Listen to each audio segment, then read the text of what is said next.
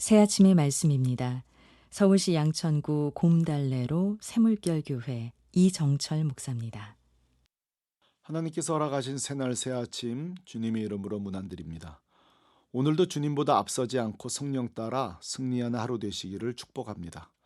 본문 마태복음 16장 18절 20절로 내 교회를 세우라 제목으로 말씀 전하겠습니다. 세계적 성경 신학자요 구약 해석의 권위자 설교자인 월터 브루그만의 책 마침내 시인이 온다는 오늘 이 시대에 꼭 필요한 설교자가 누구냐를 다루고 있습니다. 애청자 여러분, 이 시대에 필요한 설교자는 어떤 사람일까요? 브루그만은 책 제목에서 알 수 있듯 예술적 언어인 시어를 사용하여 회중의 마음을 진리로 환기시키는 예언자, 시인 같은 설교자의 도래가 필요하다고 역설합니다. 다만 브루그만이 사용하는 예언 또는 예언자라는 의미는 오해해서는 안 됩니다. 그가 말하는 예언 또는 예언자는 신학적, 문학적, 역사적 성경 해석과는 전혀 동떨어진 문자적 해석, 자의적 예언 또는 직통 계시를 말하는 것이 아니라 오히려 정반대입니다. 설교자는 성경 본문에 진리의 닻을 내리고 끊임없이 성경을 붙들고 씨름하면서 풍부한 지성과 문학적 창의력을 동원해야 되는 태도를 말하는 것입니다. 그런 의미에서 모든 하나님 말씀은 성령의 빛 아래 하나님께 주신 선물 이성을 거룩하게 선용하여 읽어야 하고 통합적으로 해석 적용해야 함에도 불구하고 많은 경우 우리의 현재 상황과 필요에 따라 소위 입맛에 맞게 재해석되는 우를 범하곤 합니다. 그래서 베드로 사도는 주의사항을 다음과 같이 말합니다. 베드로후서 1장 20절입니다. 성경의 모든 예언은 사사로이 풀 것이 아니니 아멘.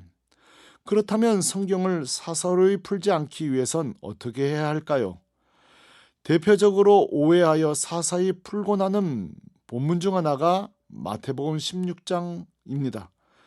예수님은 빌립보 가이사랴 지방에 방문하셨을 때에 제자들에게 너희는 나를 누구라 질문하시던 중 베드로가 하나님이 주신 지혜로 다음과 같이 고백합니다. 주는 그리스도시요 살아계신 하나님의 아들이니이다. 아멘. 주께서 정말 원하시는 듣고 싶으신 고백을 합니다.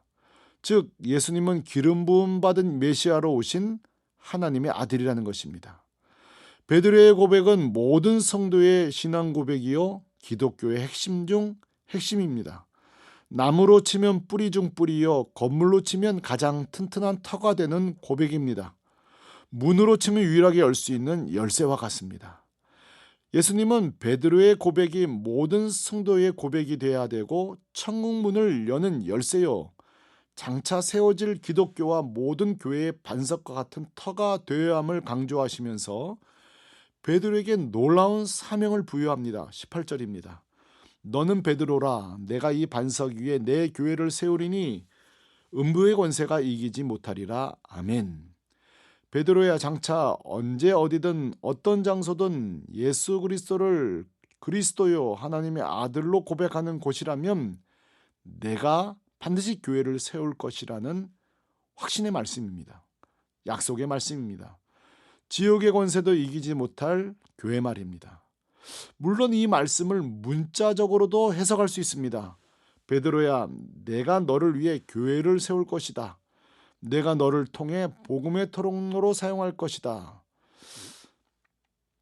다만 이러한 무리한 해석은 곤란합니다. 베드로야 내가 너를 위해 교회 건물을 세워줄 것이다. 또는 너가 나를 위해 세상 권세가 꺾을 수 없는 대형 성전을 지어다오. 이렇게 해석하는 건 곤란합니다. 실제 유대 성지와 유럽에 가보면 이 말씀을 문자적으로만 해석하여 특심함으로 베드로 성전, 베드로 기념교회가 지어 있는 것을 봅니다. 그 성전들의 건립 과정을 보면 베드로와 관련된 모든 성전이 다 그런 것은 아니나 대부분 마태복음 16장 이 말씀을 성취하려고 지은 사례가 많습니다. 지금도 마찬가지입니다. 많은 현대 교회들이 성전을 지을 명분으로 마태복음 16장을 오용하곤 합니다. 다윗 성전을 지을 때 말씀을 오용하곤 합니다. 물론 세상 곳곳에 성전을 짓는 것이 뭐가 나쁘겠습니까?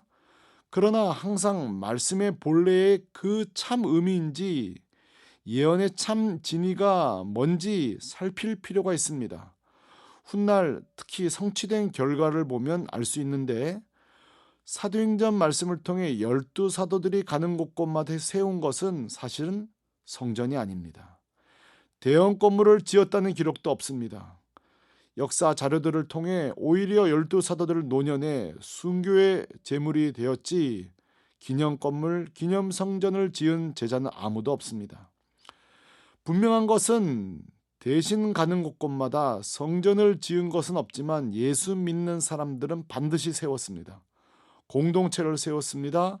성전은 없어도 무덤가에서 예배했습니다. 성전은 없어도 다락방에서 식탁 공동체를 세웠습니다. 베드로를 통해 성취된 것은 사실 성전 건물이 아니라 여기저기 움직이는 사람 성전이었습니다. 바울은 그 성전을 다음과 같이 이야기합니다. 고린도전서 3장 16절. 너희는 너희가 하나님의 성전인 것과 하나님의 성령이 너희 안에 계시는 것을 알지 못하느냐? 아멘. 결국 예수님께서 마태복음 16장에서 베드로에게 말씀하신 주님이 원했던 것은 예수로 고백되어지는 공동체 성전입니다. 건물 성전이 필요 없다는 이야기가 아닙니다. 사람 성전이 세워질 때 건물 성전도 세워지기 때문입니다. 다만 신앙 고백이 없는 예수 복음이 없는 성전 짓기, 기념 성전 짓기, 기념 센터 짓기는 순서에서 아주 잘못된 것입니다. 저와 형제처럼 지내는 오페라 연출가 집사님으로부터 연락이 온 적이 있습니다. 최근 자신을 위해 기도해 주시는 분이 있는데 자신을 향해 앞으로 교회를 짓게 될 것이라고 축복하며 기도해 주었다는 것입니다.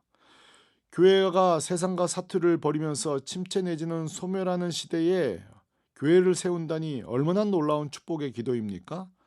그러나 감사함과 동시에 영적 부담이 몇 가지 되었다고 합니다.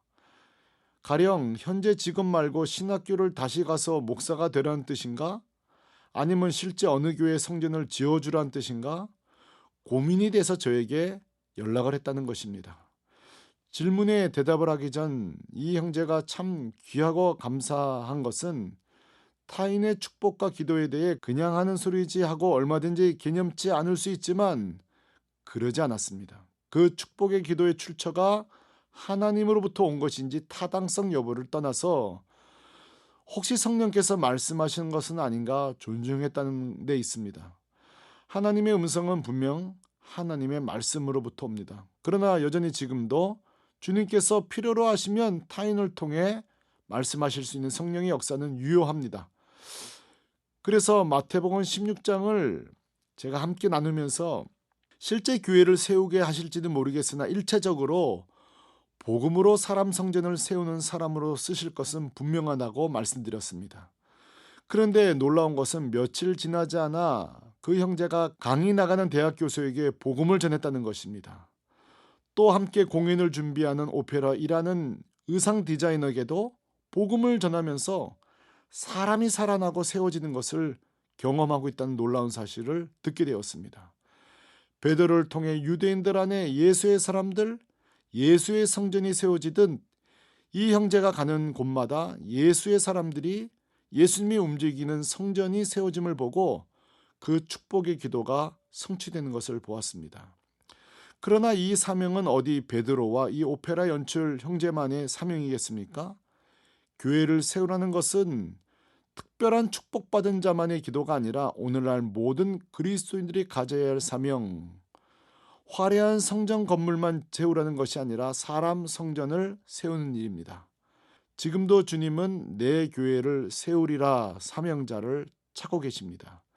이 예언의 성취를 이룰 자들을 찾고 계신 주님 앞에 오늘 하루도 만나는 곳마다 예수님이 거하는 사람 성전을 세우는 하루 되시기를 축복합니다.